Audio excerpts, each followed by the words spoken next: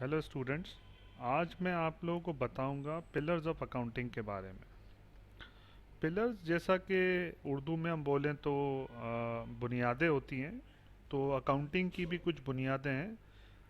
तो basically accounting की 5 बुनियादें हैं जिस पे ये पूरी अकाउंटिंग टिकी हुई है। इसमें कुछ एसेट्स होते हैं आपके पास, कुछ लाइबिलिटीज़ होती हैं, आपका एक कैपिटल भी होता है, कुछ एक्सपेंसेस होते हैं और इनसे रिलेटेड कुछ रेवेन्यूज़ होते हैं।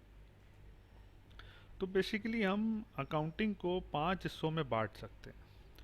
आप किसी भी लेवल पर अकाउंटिंग पढ़ रहे हो, ओवरऑल जो चीज़ें हैं वो इन्हीं 5 पर ही मुनहसर हैं। इसको बारी बारी देखते हैं। जैसे पहली स्लाइड है हमारे पास एसेट्स की। तो एसेट्स एक रिसोर्स है। रिसोर्स से मुराद कोई ऐसी चीज़ है जिससे उसकी कोई एक तो इकोनॉमिकल वैल्यू है और उसको बिजनेस कंट्रोल करता है और उसके हाथ में होती है। लेकिन बिजनेस उसको ख़रीदता क्यों है या बिजनेस के पास होती क्यों है? तो बिजनेस की ये एक्सपेक्टेशन होती है कि फ्यूचर में वो इन्हें बेनिफिट देगा। यानी कि अगर हम एसेट को देखें तो जैसे मैंने एग्जांपल लिखे हैं, कैश या बैंक अकाउंट या ऑफिस या शॉप या फर्नीचर या मशीन, ये तमाम चीज़ें जो बिजनेस ने ख़रीदी हैं। लेट सपोज के फर्नीचर इसलिए ख़रीदा है कि वो फ्यूचर में जाके उनको बेनिफिट देगा। और फर्दर ये कि फर्नीचर उनके कंट्रोल में है और वो उसको शायद ओन भी करते हों। इसके बाद हम देखते हैं लाइबिलिटी क्या है। लाइबिलिटी अगर आप सिंपल वर्ड्स में समझें तो ये एक किस्म की ऑब्लिगेशन है कि आपको किसी को कुछ देना है। दैट मीन्स कि आपने बिजनेस में कोई किसी से उधार लिया है या किसी से गुड्स ले ली हैं या किसी से सर्विसेज ले ली हैं या कोई और इकोनॉमिक बेनिफिट ले लिया है जिसकी वजह से आपको उन्हें कुछ देना बाकी है।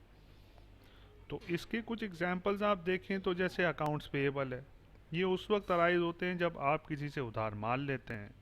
या बैंक लोन है कि जब आप बैंक से उधार पैसे ले रहे होते हैं, तो ये तब अराइज होते हैं। तो liability is basically your obligation to pay. Next हमारे पास है कैपिटल।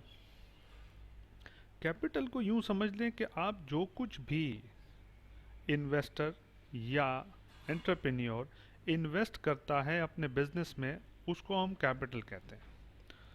आगे देखें तो एक चीज़ मैंने लिखी है कि residual interest in the business.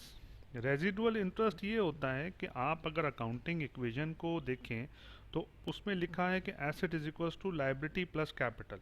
लेकिन अगर आप कैपिटल को देखें तो कैपिटल की इक्वेशन ये बन जाएगी कि capital is equals to asset minus liability.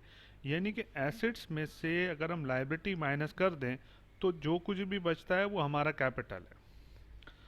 इसकी एग्जांपल में आपके पास मौजूद हैं कि आपने बिजनेस में कोई कैश या अदर एसेट जो है वो इन्वेस्ट कर दिए हैं या किसी बिजनेस में इन्वेस्टमेंट कर दी है, तो ये सारा का सारा आपका कैपिटल होता है। अच्छा, एक तो जो शुरू में कैपिटल आप लगाते हैं at the Inception of the business, एक वो भी कैपिटल होता है। और फर्दर अगर आपके बिजनेस को ज़रूरत है कैपिटल की, तो आप साल बाद, 2 साल बाद, 5 साल बाद, 10 साल बाद मज़ीद उसमें कैपिटल इंजेक्ट कर सकते हैं। आगे हमारे पास है एक्सपेंसेस।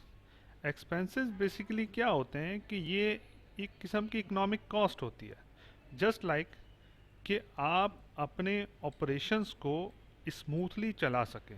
जैसे आप बिजली के बिल पे करते हैं, आप लोगों की सैलरीज पे करते हैं, आप टेलीफोन के बिल पे करते हैं, आप गैस के बिल पे करते हैं, आप ट्रांसपोर्टेशन के लिए ख़र्चा करते हैं।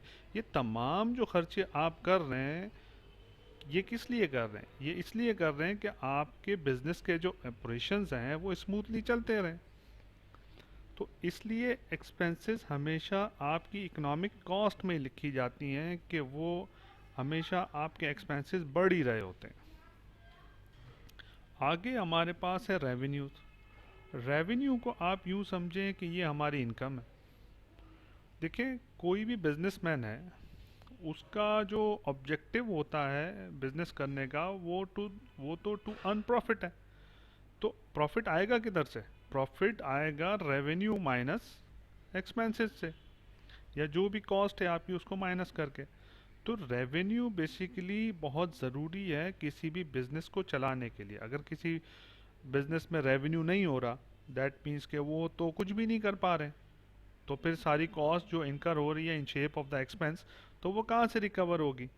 तो इसके एग्जांपल्स में हमारे पास, जैसे अगर कोई ट्रेडिंग बिजनेस कर रहा है तो वो सेल्स कर रहा होगा, अगर कोई कमीशन एजेंट है तो उसकी जो रेवेन्यू होगा या इनकम स्ट्रीम होगी वो कमीशन होगी, या अगर जैसे बैंक है तो वो मोस्टली जो उसका काम होता है वो इंटरेस्ट रेवेन्यू होता है। तो ये इन चीज़ों को समझना ज़रूरी है कि ये 5 पिलर्स ऑफ अकाउंटिंग अभी जो मैंने आपको डिफ़ाइन किए हैं, इन सब चीज़ों को आप समझें। देखें, पूरी अकाउंटिंग में इन 5 चीज़ों के अलावा फर्दर कुछ भी नहीं है। यानी कि अगर आप यूं कहें कि कोई छठी चीज़ है तो आंसर इस कि नहीं, छठी चीज़ कोई भी नहीं है।